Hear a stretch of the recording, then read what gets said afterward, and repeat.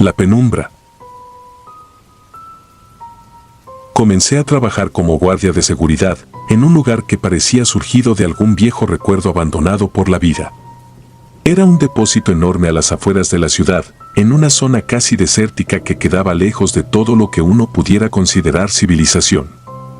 Me había quedado sin empleo y no tuve más remedio que aceptar aquel puesto. Mi esposa no estuvo de acuerdo desde el principio, consideraba que la paga no valía el riesgo, sobre todo porque ese territorio era famoso por ser un foco de actividades extrañas. Yo, con mi terquedad y una leve necesidad, pensé que nada pasaría si me mantenía dentro del depósito durante mi turno nocturno. No me hacía gracia el panorama, pero ya había trabajado antes de noche y confiaba en mi experiencia. El primer día que puse un pie en aquel sitio, sentí el frío de manera intensa, casi antinatural para la época. Me pareció raro, pues no estábamos precisamente en plena temporada invernal, pero algo en las corrientes de aire que soplaban por las paredes metálicas me estremecía los huesos. El edificio era una nave industrial adaptada para almacenar equipo agrícola y piezas de maquinaria pesada. Un techo altísimo de láminas que rechinaban con cada racha de viento cubría todo. No había grandes lujos, apenas un pequeño cuarto que servía como caseta, con un escritorio, una silla vieja y un teléfono fijo conectado a una línea que supuestamente funcionaba bien. Las primeras noches fueron monótonas. Caminaba por los pasillos que se formaban entre los estantes y revisaba cada rincón, recordando que mi única herramienta era una linterna y un par de llaves que me permitían abrir y cerrar algunas puertas internas. En el interior se apilaban viejas cajas y un par de tractores oxidados que el dueño aún no decidía si reparar o vender por partes. Para matar el tiempo, encendía la radio del coche, pero la señal era pésima. Entre chasquidos de estática, me enteraba de las noticias de la ciudad y me esforzaba por mantenerme despierto hasta que despuntara el sol. Todo se mantenía en calma hasta aquel viernes por la madrugada. Eran cerca de las 2 cuando escuché lo que parecían pasos en el techo. Mi primera reacción fue quedarme muy quieto, tratando de descifrar si se trataba de alguna corriente de aire golpeando las láminas. Sin embargo, el sonido se percibía demasiado ordenado, como si alguien estuviera caminando sin prisa sobre mí. Sentí la sangre detenerse por un instante, pues el techo de ese depósito era bastante alto y no se me ocurría cómo podría haber subido una persona. Abrí la puerta metálica que daba al exterior para ver si, de algún modo, alguien había trepado aprovechando algún montacargas o escalera. Lo revisé todo sin hallar respuesta. La noche siguiente, el mismo ruido volvió a escucharse, pero esta vez se prolongó por varios minutos. Me parecía imposible que fuera un ave o un animal, era un sonido de pasos firmes, casi humanos. Decidí gritar, pidiendo que quien estuviera allí se bajara de inmediato, pero nadie respondió. De pronto me di cuenta de que, en lugar de dispersarse, los pasos se volvían más rápidos. Salí corriendo hasta la puerta principal para intentar llamar a la policía. Fue entonces cuando descubrí que la línea telefónica estaba muerta. Revisé el aparato una y otra vez, pero no emitía tono. Pensé en usar mi celular, solo para darme cuenta de que no había señal. El viento, cada vez más gélido, se colaba entre mis ropas mientras una angustia muy real comenzaba a formarse en mi pecho. A las 4 de la mañana, me atreví a salir de nuevo para rodear el inmueble. En ocasiones, uno asume que las cosas extrañas tienen explicación lógica y puede que, en parte, mi mente necesitara creerlo. Caminé con la linterna encendida, iluminando la pared exterior y revisando cada sombra, sin ver nada ni a nadie. El silencio era tan abrumador que me dejaba escuchar mi propia respiración. En mi vida anterior como vigilante, me había topado con ladrones comunes, personas que se colaban para robar herramientas o material. Pero lo que sentía entonces era distinto. Una sensación punzante en la nuca, como si algo me observara desde algún rincón que yo no podía alcanzar con mi vista. Creí que el misterio del techo sería lo único que me atormentaría. Pero 2 noches después, sucedió algo que hizo que todo diera un giro aún más macabro. Eran casi las 3:30 de la mañana cuando, sin previo aviso, escuché un golpe sordo detrás de la bodega. Era como si algo hubiera caído desde la parte más alta y se hubiera estrellado contra el suelo. Alarmado, corrí hacia el sitio, pero no vi nada. Ni un objeto, ni restos de un animal, ni huellas que me ayudaran a explicar aquel estruendo. Lo único que acompañaba mi búsqueda era un aire cortante y el lejano ulular de alguna ave nocturna que rompía el silencio con su gemido lúgubre. Desconcertado, me adentré en el depósito para ver si por lo menos había regresado la línea telefónica. Mientras cruzaba uno de los pasillos, escuché un ruido seco, como si alguien moviera una de las cajas pesadas. Mi corazón dio un vuelco. Sentí que una corriente de aire helado me recorría la espalda. No quería admitirlo, pero estaba francamente asustado. Al llegar al escritorio comprobé que el teléfono seguía sin tono. Entonces, ese ruido volvió a sentirse, más cercano, como algo que se arrastraba por el piso. Comencé a sudar frío. Me acerqué con la linterna apuntando al frente, pero en la penumbra solo logré ver sombras difusas. Fue cuando noté una silueta oscura detrás de un montacargas. Parpadeé, convencido de que quizás era mi imaginación jugándome una mala pasada. Pero no, allí había algo. Era la sombra de una figura que se asomaba apenas, medio cuerpo visible y lo que podría llamarse un rostro, aunque no pude distinguir facciones. Me quedé estático, atado por el terror a ese instante. Mi primer instinto fue iluminarla por completo con la linterna y en cuanto lo hice, dejó de estar allí. Me temblaban las manos y sentía la respiración agitada. Aparté la luz y lo vi otra vez, del mismo lado, como si en esa penumbra se sintiera seguro, acechándome desde algún lugar que los ojos no terminaban de descifrar. No emitió ningún sonido humano. Lo que escuché fue una especie de murmullo que se extendió por las paredes metálicas. Mi mente apenas si registraba la magnitud de lo que estaba ocurriendo. Nunca había sentido un miedo tan visceral, tan paralizante. De pronto, un siseo surgió de aquel rincón, como si algo raspase el metal con dureza. En mi interior supe que fuera lo que fuese aquello, no tenía nada de humano. Un escalofrío me subió por la columna vertebral mientras retrocedía un par de pasos, intentando controlar el temblor de mi linterna. Repetía en mi cabeza oraciones que creía haber olvidado. Mi abuela me las enseñó de niño y no se me ocurría otra defensa que rezar. Mis labios se movían casi sin emitir sonido, suplicando algún tipo de protección divina. El silencio se rompió de nuevo con algo parecido a una risa. Era retorcida, áspera y burlona, como si viniera de una garganta que no estaba hecha para hablar. Un escalofrío se apoderó de mí cuando, entre aquel eco, alcancé a percibir algo que sonó como "Soy el fin". No era una voz clara, pero la sola idea de que una entidad extraña me dirigiera la palabra me perforó el alma. Mi primer pensamiento fue huir. Pero sabía que si salía corriendo, tendría que cruzar todo el depósito hasta la puerta principal y no deseaba pasar junto a esa cosa. Me aferré a la linterna con fuerzas, sudando frío y repitiéndome que no podía perder la razón.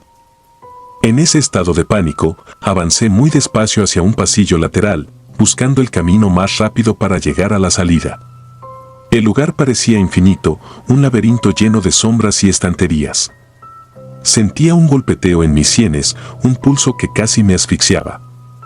Cada paso retumbaba en mi cabeza y en cada sombra me parecía ver un movimiento furtivo. No escuchaba pasos detrás de mí, pero sentía algo tan pegado a mi espalda que erizaba mi piel. De vez en cuando, me detenía y apuntaba la linterna a mis espaldas. Nada. Solo aire y penumbras. Sin embargo, el miedo seguía creciendo. Tenía la impresión de que, en cualquier momento, una mano huesuda o una garra inhumana tocaría mi hombro, acabando con mi razón. Cuando por fin llegué a la puerta principal, la empujé sin dudarlo y corrí hacia mi auto, que estaba estacionado en un terreno polvoriento. Mis manos temblaban tanto que apenas podía introducir las llaves en la cerradura. Logré encender el motor y salí a toda prisa, dejando atrás no solo mi lugar de trabajo, sino también mi dignidad y mi calma. Manejé por la carretera desierta sintiendo que el trayecto se volvía eterno.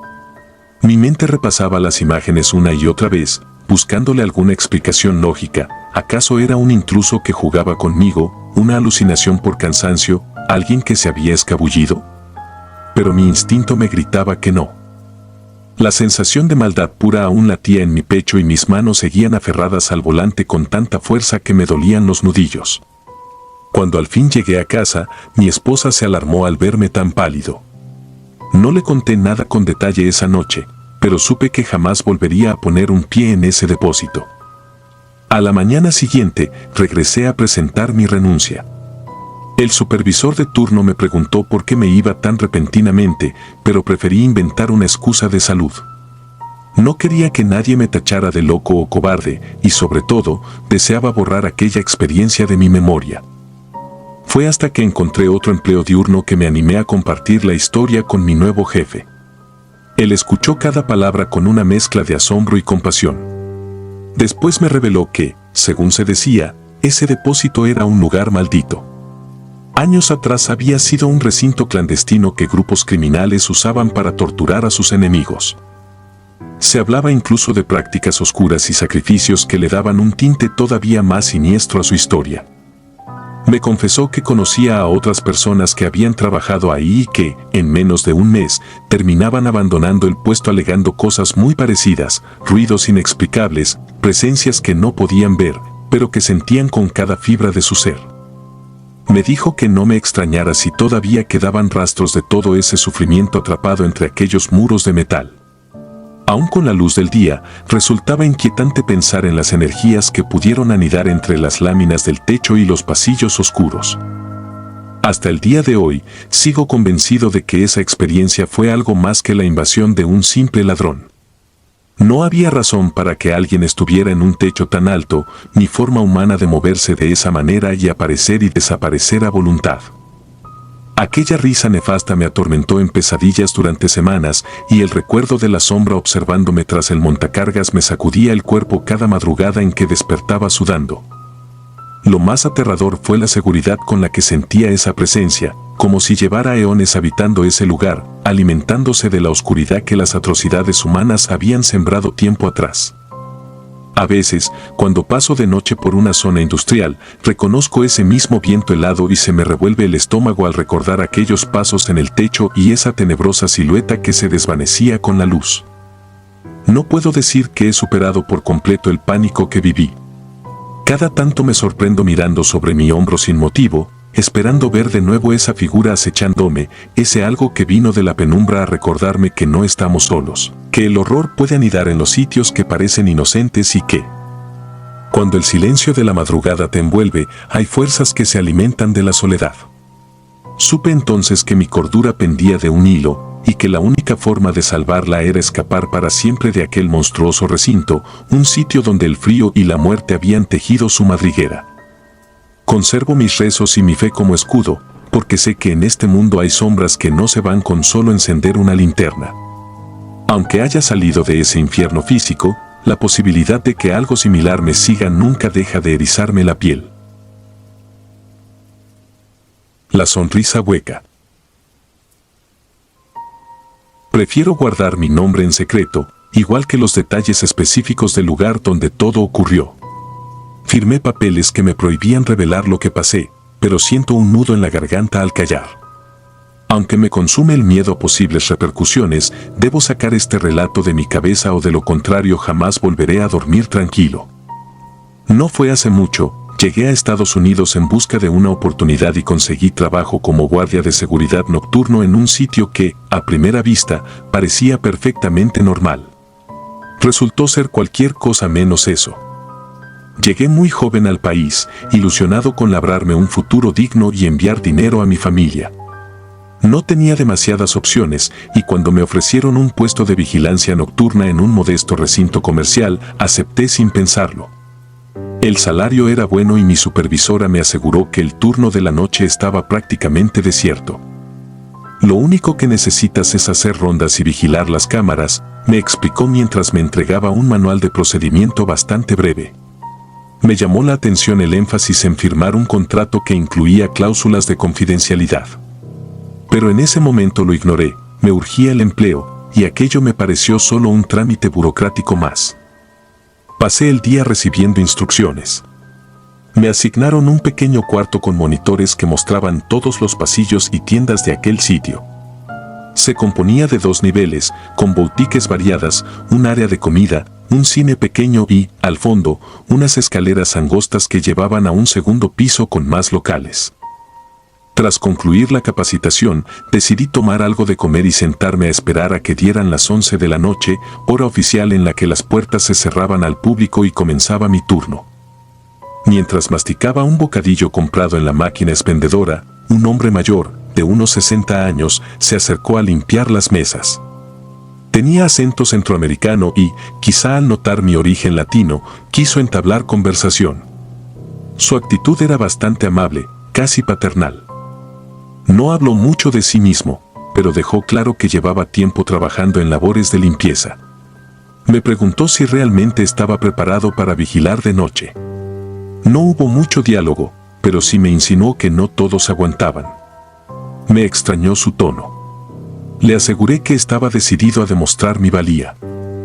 Él me miró con una mezcla de lástima y preocupación, murmurando algo sobre ruidos y apariciones extrañas en una de las tiendas de ropa.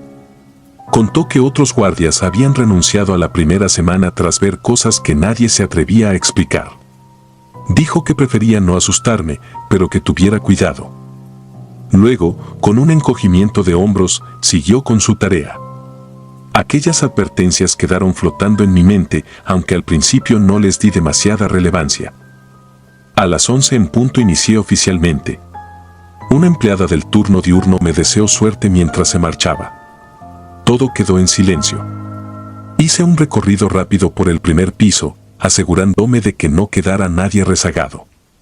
En pocos minutos me hallaba ante los monitores de seguridad, contemplando pasillos desiertos y tiendas apagadas. Me sentía algo inquieto, el silencio se me hacía más denso de lo que hubiese imaginado. Sin embargo, me repetía que no debía dejarme sugestionar por rumores. Por un rato, nada perturbó la calma. Solo el zumbido de las cámaras, un ligero parpadeo de las luces de emergencia y mis pensamientos ocupados en recordar las palabras de aquel hombre. Cuando el reloj marcó la 1 de la madrugada, noté un movimiento extraño en la pantalla que correspondía al segundo piso. Ajusté el zoom para confirmar, pero la imagen se veía borrosa. Parecía que algo se había movido entre los escaparates de la tienda de moda que quedaba al fondo. Sentí un ligero escalofrío, pero me armé de valor y tomé mi linterna para investigar. Subí con pasos firmes, aunque por dentro iba tenso. Al llegar a la tienda, vi los maniquíes tras el cristal. Eran piezas sumamente realistas, con rasgos faciales y detalles que hacían que cualquiera, en un descuido, los confundiera con personas auténticas. Pese a la tenue iluminación, comprobé que las puertas estaban cerradas, la alarma encendida y nada parecía alterado. Uno de los maniquíes, ataviado con un abrigo elegante, me resultó especialmente perturbador. Su mirada de plástico me seguía a donde me moviera. Pero me dije a mí mismo que solo estaba nervioso y que la falta de luz producía ilusiones ópticas. Bajé la mirada, me di la vuelta y regresé a mi puesto. Poco después, me tocaba la primera ronda formal. Bajé hasta la planta principal, revisando cada local. Todo parecía en orden. Pero al subir de nuevo, escuché algo que me erizó la piel, risas apagadas, como si provinieran de un lugar remoto. No eran risas comunes, tenían un timbre casi mecánico, como si algo intentara imitar la voz humana sin lograrlo del todo. Me detuve a escuchar, los ojos fijos en las tiendas vacías. Tal vez venía de la misma tienda de moda. Un escalofrío me recorrió la columna vertebral.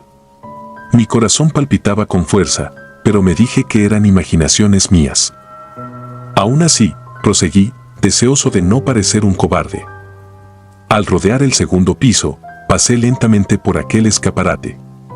Entonces reparé en un detalle perturbador: la posición de uno de los maniquíes no era la misma de hacía pocos minutos. Yo podía jurar que al principio lo había visto sentado sobre un banco, con las piernas cruzadas, y ahora aparecía firme y de pie junto a la vitrina. Respiré hondo, tratando de convencerme de que quizá mi memoria me jugaba una mala pasada. Pero por más que me repetía eso, sentía que algo no encajaba. Apresuré el paso, dando la vuelta a la esquina con la piel helada y un nudo en el estómago. En ese preciso instante, escuché de nuevo las risas, esta vez justo detrás de mí. Me giré en un acto instintivo y alcancé a ver cómo el maniquí se encontraba nuevamente sentado en el banco, con la cabeza ligeramente ladeada, mirándome fijamente. No había forma de que se moviera tan rápido. Era imposible. Sin embargo, allí estaba, inmóvil, con ese rostro de facciones pulidas y una sonrisa casi imperceptible. Mis manos temblaron, la linterna iluminó su semblante inerte, pero yo juraría que esa sonrisa se agrandó un poco más. Sentía que mis piernas se negaban a moverse, como si el terror me anclara al suelo. Finalmente, rompí el hechizo y corrí de vuelta a la sala de vigilancia. El simple hecho de pensar en volver a revisar esa tienda me enfermaba de pánico. Al sentarme frente a los monitores, el único consuelo que me quedaba era que mi turno terminaría a las 7 de la mañana. Quería convencerme de que quizá todo había sido un malentendido, que la fatiga y la sugestión me traicionaban. Pero cuando me dispuse a revisar las pantallas, detecté un nuevo movimiento en la misma cámara. Amplié la toma y ahí estaba, un maniquí, asomado detrás de la vitrina, mirando con la cabeza inclinada hacia la lente, como si supiera perfectamente que yo lo estaba observando. El plástico de su rostro parecía brillar levemente bajo la penumbra y levantó una mano para saludar con un ademán lentísimo y burlón. Fue imposible no lanzar un gemido ahogado de terror. Sostuve la mirada unos segundos, sintiéndome vulnerable, como si aquella cosa pudiera atravesar la pantalla en cualquier momento. De pronto, el maniquí dio un paso hacia atrás. Literalmente lo vi deslizarse, retrocediendo hasta perderse en la oscuridad de la tienda. Cerré los ojos un instante, tratando de calmar mi respiración. No podía creer lo que acababa de ocurrir. Sin embargo, cuando intenté reubicarlo con la cámara, la vitrina estaba vacía. Con las manos temblorosas, cambié a otra cámara para descansar la vista, pero no pasó ni un minuto cuando el monitor parpadeó, señal de que había movimiento en la misma zona. Mi corazón se aceleró mientras las manos me sudaban al volver la vista a ese monitor. Esta vez, no era un solo maniquí el que saludaba. Podía distinguir varias siluetas alineadas en el ventanal, sus cabezas ladeadas en diferentes ángulos, como si me miraran con profunda curiosidad. Algunas sonrisas eran abiertas, otras más sutiles, pero todas tenían un matiz terriblemente siniestro. Sentí un miedo paralizante. Notar que esas figuras inertes estaban observándome rompía todo lo que yo concebía como real. Presa del pánico, quité la vista de las pantallas y me levanté de golpe. Un mareo momentáneo me hizo tambalear. El cuarto de vigilancia se convirtió en una trampa sofocante. Quise correr y abandonar mi puesto, pero recordé que era mi primer día y no podía perder el trabajo. Aún así, mi mente me gritaba que escapara de allí antes de enloquecer. Las horas siguientes se hicieron eternas. Evité salir a hacer más rondas, limitándome a observar las cámaras con el volumen de la música del celular al máximo para aliviar mi ansiedad. Y cada vez que volvía a la maldita pantalla del segundo piso, esas formas blancas se desplazaban de maneras imposibles, como si se burlaran de mi impotencia. A ratos desaparecían del campo de visión y, cuando yo bajaba la guardia, reaparecían más cerca del ventanal, con las manos alzadas o los cuellos retorcidos en ángulos atroces. Una de ellas golpeó el cristal con un dedo, provocando un leve sonido que, a pesar de la distancia, caló en mis oídos como un susurro macabro. A las 6:30 de la mañana, empecé a oír ruidos en el pasillo principal, probablemente el personal de limpieza y empleados que llegaban temprano. Me sentí aliviado. Bajé corriendo las escaleras, evitando voltear hacia la planta alta.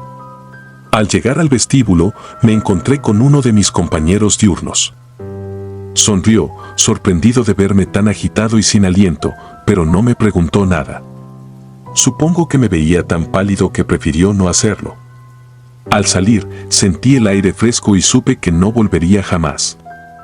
Ese mismo día, redacté mi renuncia.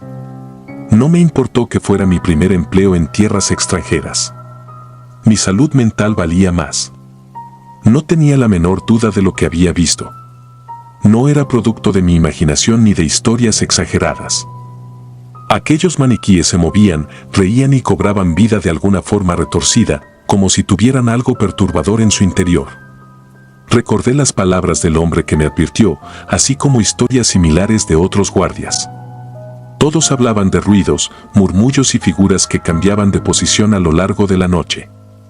Todavía ahora, sentado en mi pequeña habitación, me desvelo cada vez que evoco esas sonrisas huecas que parecían alimentarse de mi espanto.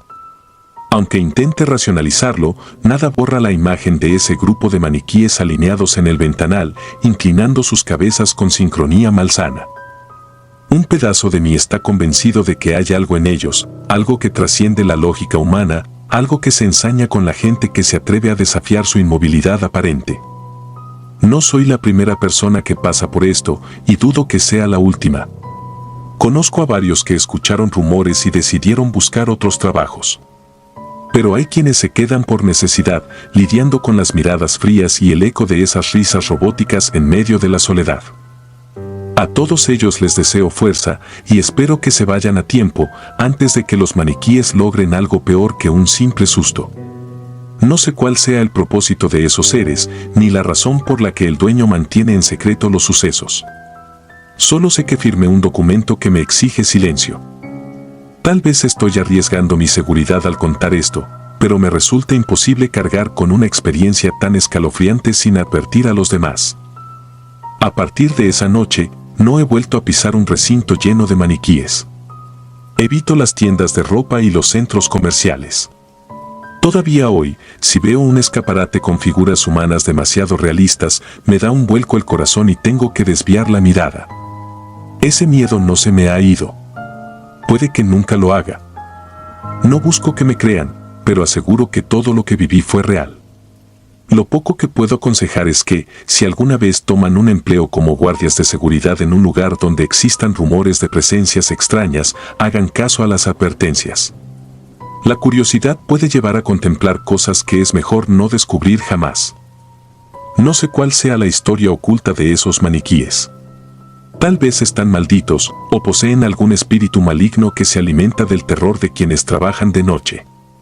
Lo único que tengo claro es que jamás volvería a exponerme a algo así. Ahora entiendo por qué tanta gente renuncia en menos de 2 semanas.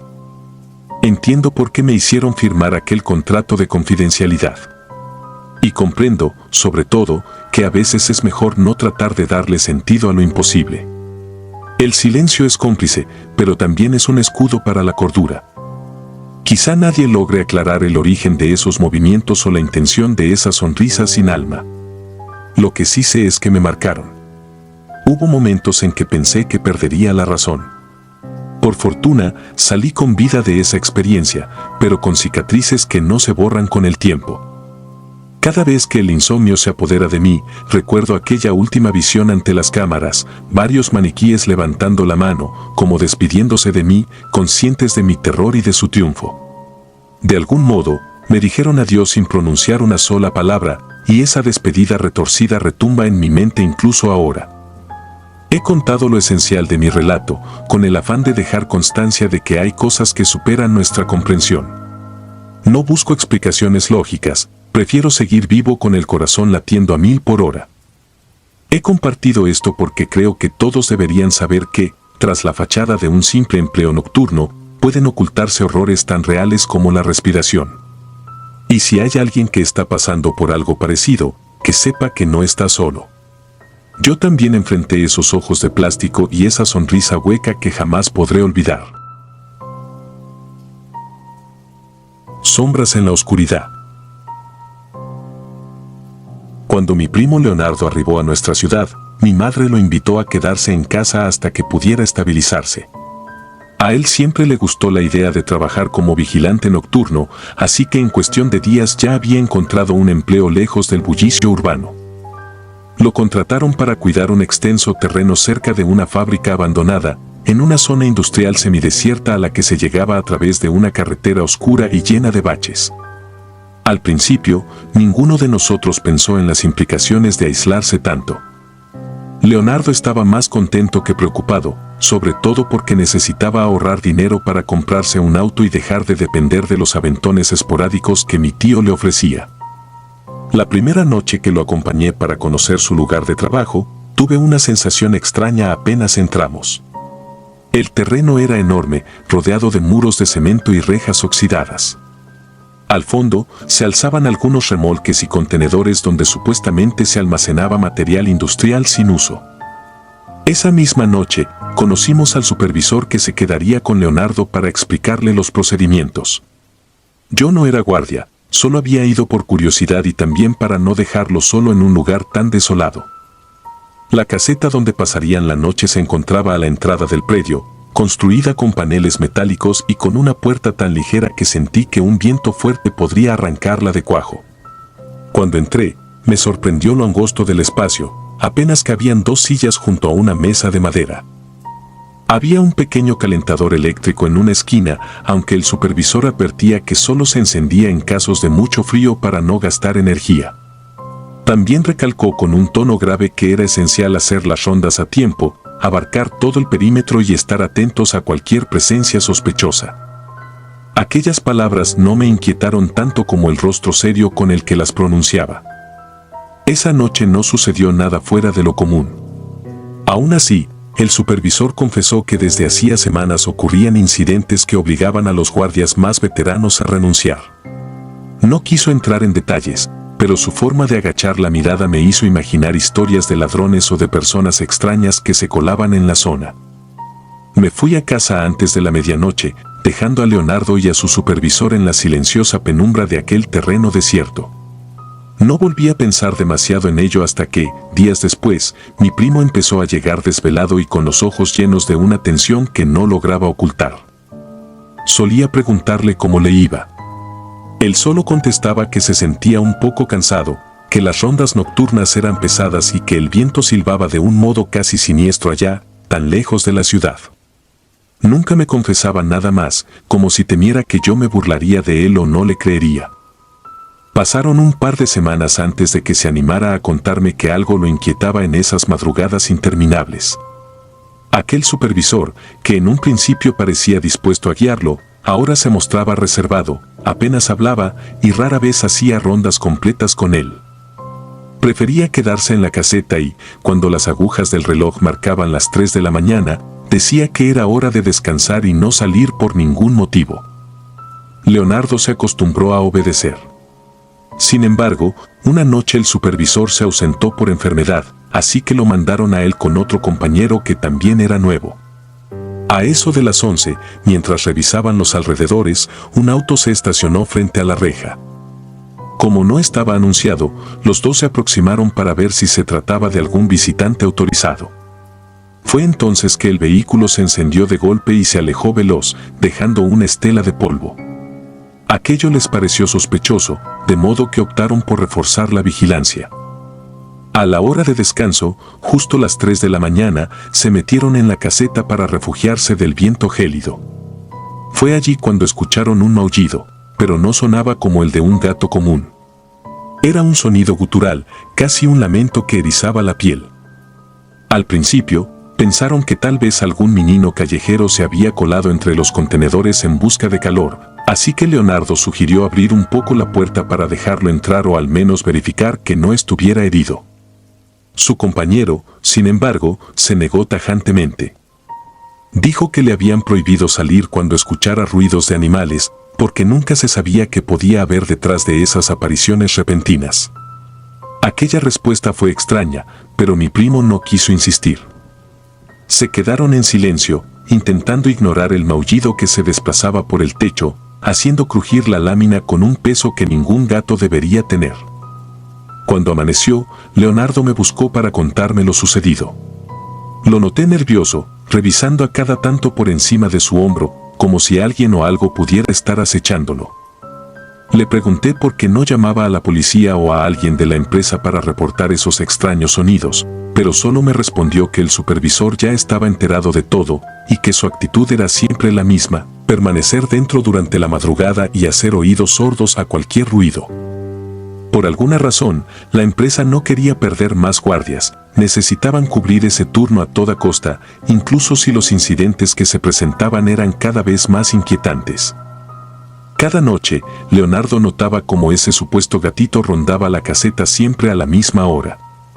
Los pasos resonaban más y más pesados sobre el techo, acompañados de un maullido que se tornaba en gruñido.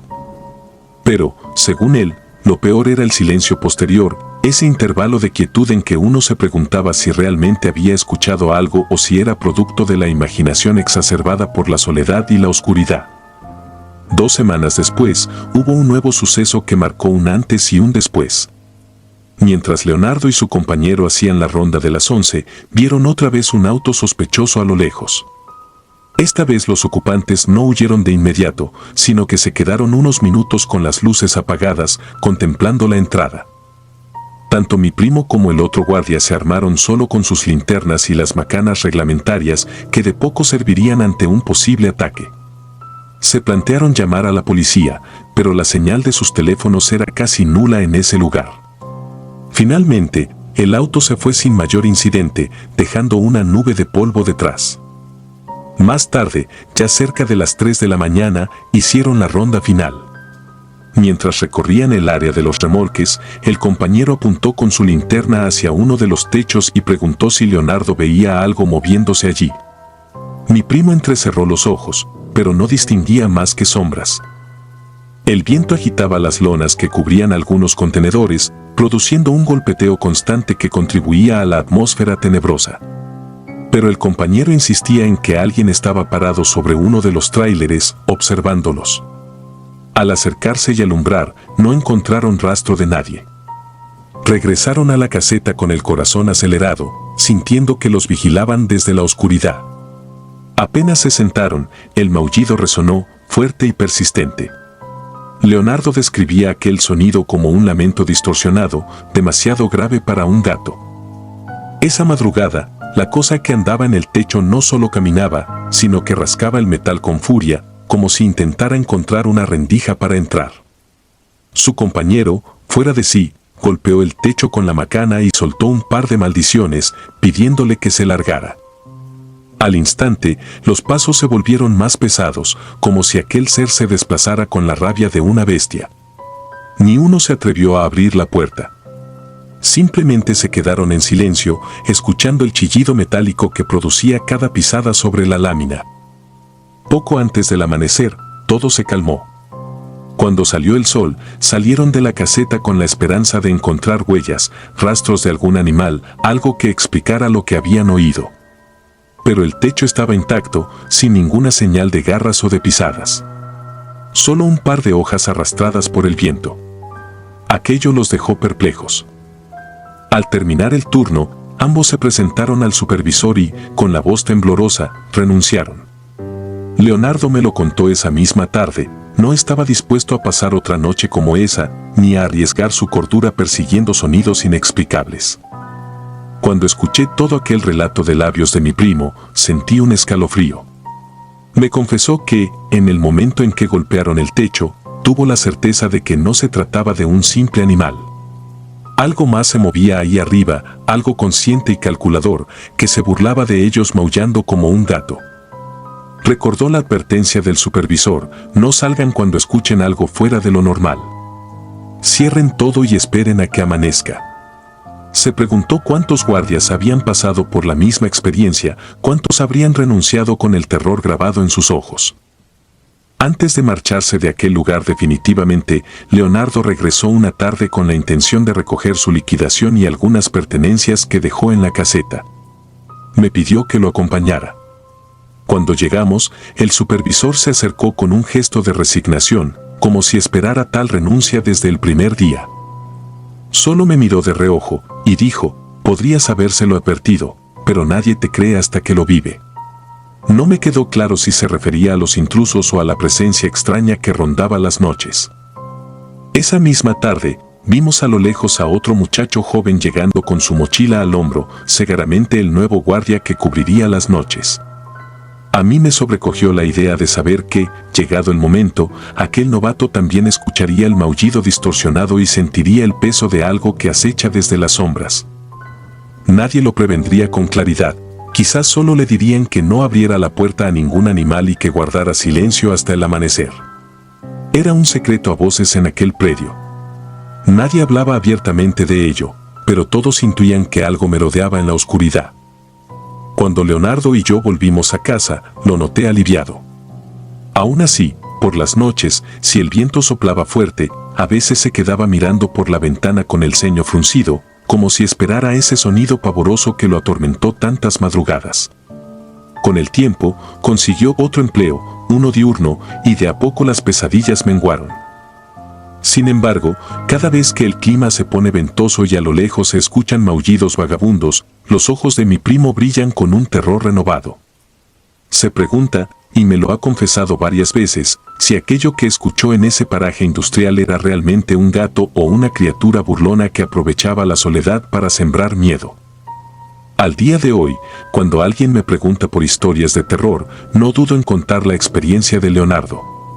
Él prefiere no hablar al respecto, pero yo siento que vale la pena compartir su relato, porque está cargado de una realidad cruda.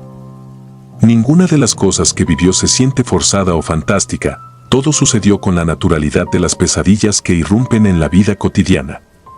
No hubo un desenlace que explicara el misterio.